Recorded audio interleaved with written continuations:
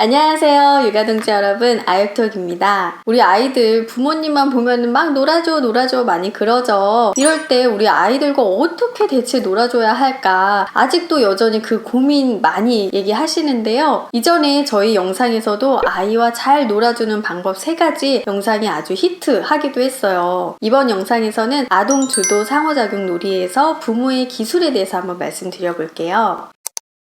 이 내용들은 PCIT, 부모아동 상호작용 치료에서 따온 내용들이에요. PCIT는 3에서 6세 아동들을 위해 개발된 행동적 부모훈련 프로그램으로 아동 주도 상호작용과 부모 주도 상호작용 파트로 나누어져 있거든요. 그 중에서도 이번 영상에서 말씀드릴 아동 주도 상호작용에서는 부모-자녀 관계 향상을 위해서 전통적인 놀이치료 기술들을 교육하고 있어요. 이 기술들을 잘 알아두시고 매일 아이와 특별 놀이시간 5분을 한번 가져보세요. 특별 놀이시간을 갖기로 마음을 먹으셨다면 매일 비슷한 시간, 같은 장소에서 놀이를 하시는 게 좋아요. 그리고 아이에게도 5분에서 10분 동안 매일 아이와 특별한 놀이 시간을 가질 거라고 이야기를 해주시는 거예요. 너무 과격한 행동을 유발하는 방망이, 망치 이런 놀잇감이나 시간이 오래 걸리는 보드게임은 다른 시간에 하시는 게 좋아요. 적어도 매일 최소 5분, 연령이 좀 있다면 10분 정도를 권해드려요. 5분 너무 짧지 않나 싶을 수도 있는데요. 하루 5분, 10분이야 뭐 이렇게 부모님한테도 만만해야 지속적으로 할 수 있거든요. 매일매일의 작은 시간들이 쌓이고 또 이 시간 동안에는 그 어떤 것에도 방해받지 않고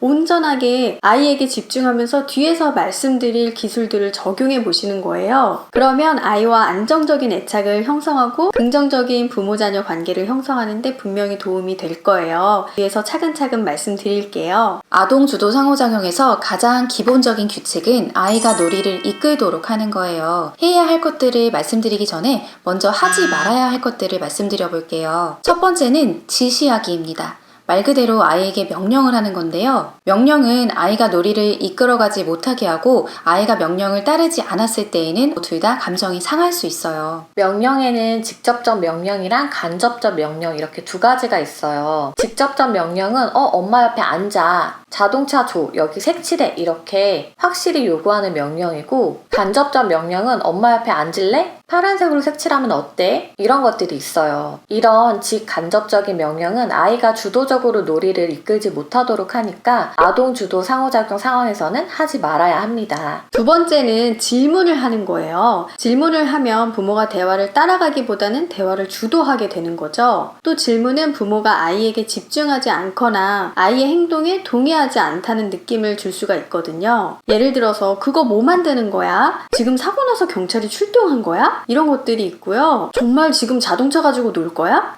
이런 질문 어떠세요? 뭔가 자동차 가지고 놀면 안 될 것 같은 느낌이 있지 않나요? 좀 지시적인 의미가 숨겨져 있기도 하고요. 세 번째는 비난과 비꼬는 말입니다. 비난과 비꼬는 말은 아이의 자존감을 떨어뜨리고 부모와 아이의 상호작용을 불쾌하게 만들어요. 바보같이 행동했네. 이런 노골적인 비난 말고도 쉽게 잘 드러나지 않는 비난도 있어요. 아니야, 그렇게 하면 안 돼. 그만 좀 해. 이런 말 역시 아이가 놀이를 주도하기 힘들게 하죠. 잘한다. 아우, 정말 고맙네. 이런 비꼬는 말도 하지 말아야 합니다. 여기까지 하지 말아야 할 3가지를 말씀드렸어요. 이제부터는 아동 주도 상호작용 놀이에서 부모가 해야 할 5가지에 대해서 한번 말씀드려 볼게요. 첫 번째는 칭찬하기입니다. 칭찬하기는 일반적인 칭찬과 구체적인 칭찬이 있는데요. 블로그로 멋지게 만들었네. 잘했어. 멋지다. 이런 거는 이제 일반적인 칭찬이죠. 칭찬하게 할 때 너무 과도하게 와, 잘했어. 최고야. 막 이렇게 과하게 높은 톤으로 할 필요는 없고요. 아이의 목소리와 톤과 비슷하게 맞춰서 해주시면 편안하게 들을 수가 있어요. 구체적인 칭찬은 부모가 좋아하는 게 무엇인지 말해주는 거예요. 구체적인 칭찬은 교육적인 가치가 있어요. 선안에 맞게 칠하려고 노력하는 모습이 멋지네.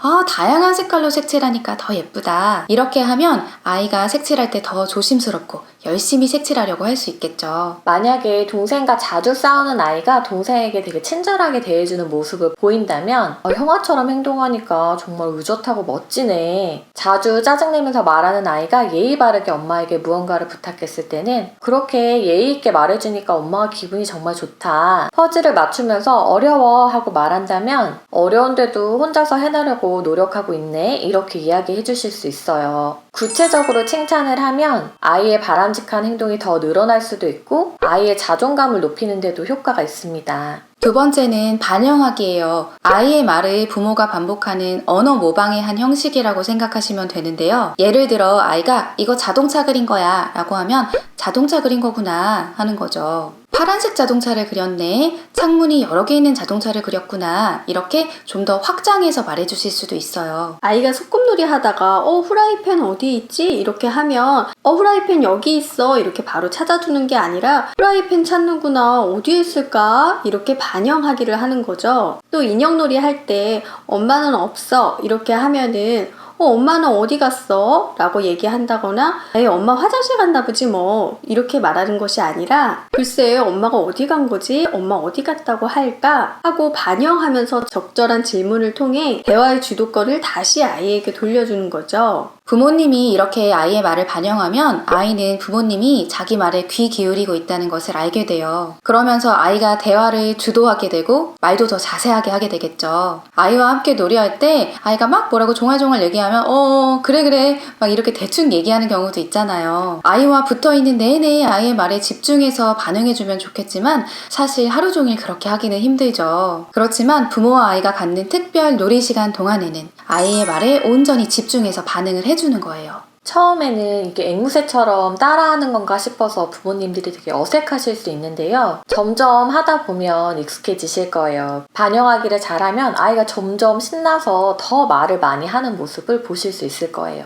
세 번째는 따라하기입니다. 부모가 아이와 함께 놀이를 할 때 소극적으로 지켜보기만 하는 것이 아니라 적극적으로 참여를 하시는 거예요. 따라한다는 건 아이가 놀이하는 장난감과 똑같은 거 혹은 비슷한 장난감을 가지고 비슷한 방법으로 노는 건데요. 예를 들어서 아이가 자동차를 굴리고 있으면 엄마도 저쪽에 가서 자동차 하나 가지고 와서 옆에서 이렇게 굴리고 있는 거죠. 따라하기를 하면 엄마가 내 놀이를 보고 있네. 그리고 엄마도 내 놀이가 재미있나 봐 이런 생각을 함으로써 자기 놀이가 인정받고 있다는 느낌을 받게 하거든요. 만약 아이가 블럭으로 탑을 쌓고 있다면 엄마도 아유기처럼 탑 쌓아야지 하면서 블럭으로 탑을 쌓는 거예요. 문자 그대로 아이가 하는 거 똑같이 똑같은 블럭으로 똑같은 모양을 만드는 건 아니고요. 아이가 하는 것과 비슷하게 한두 단계 뒤에서 따라가시는 거예요. 그런데 아이가 탑 만들기 하는 거 따라한다고 엄마가 탑을 쌓았는데 엄마 탑이 훨씬 크고 멋지면 어떻게 될까요?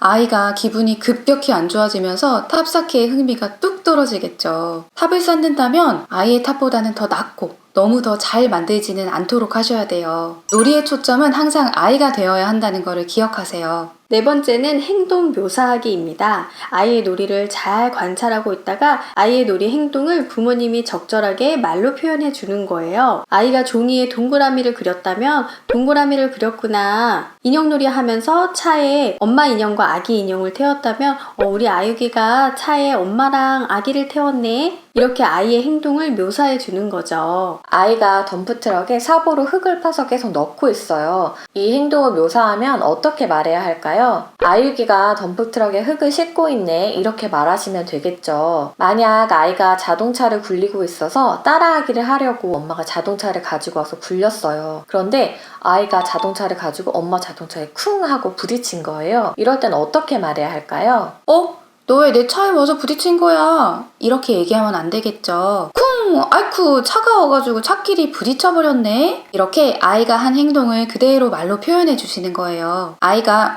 사고 난 거야 한다면 그 다음에는 어떻게 말할까요? 어떡해 빨리 구급차 오라고 하자. 이렇게 엄마가 먼저 말하지 않고 그러게 사고가 났나 봐 어떻게 하지? 하고 아이에게 또 대화의 주도를 넘겨주실 수 있어요. 행동 묘사는 부모님이 내 놀이에 집중하고 있다는 것을 알게 해주고 또 아이 자신도 자신의 놀이에 집중을 하게 돼요. 아이가 자신의 놀이를 주도할 수 있게 되는 거죠. 5번째는 즐기기입니다. 놀이하면서 아이에게 온전히 집중해야 한다고 말씀드렸었죠. 너무 피곤하고 놀아주기 귀찮다는 생각이 들어도 꾹 참고 양육자도 정말 신나서 놀이에 즐겁게 참여하고 있다는 모습을 보여주는 거예요. 만약에 놀이할 때 양육자가 흙 팠네 이런 식으로 몸이 건조하게 한다면 아이 입장에서도 나랑 노는 게 재미없나? 이렇게 당연하게 생각하겠죠. 놀이할 때 다양한 억양으로 활기찬 목소리로 아이의 놀이에 참여하는 거예요. 부모님의 즐거워하는 모습을 통해 아이도 놀이에서 더 많은 기쁨을 느끼고 다른 사람들과 상호작용하는 즐거움도 알게 됩니다. 네, 이번 영상에서는 아동 주도 상호작용 놀이에서 부모의 기술 5가지를 말씀드렸어요. 저희 영상이 도움이 되셨다면 아육독 채널 구독해주시고요. 좋아요도 꾹꾹 눌러주시고 알람도 따르릉 울려주세요. 육아동지 여러분 다음에 또 만나요.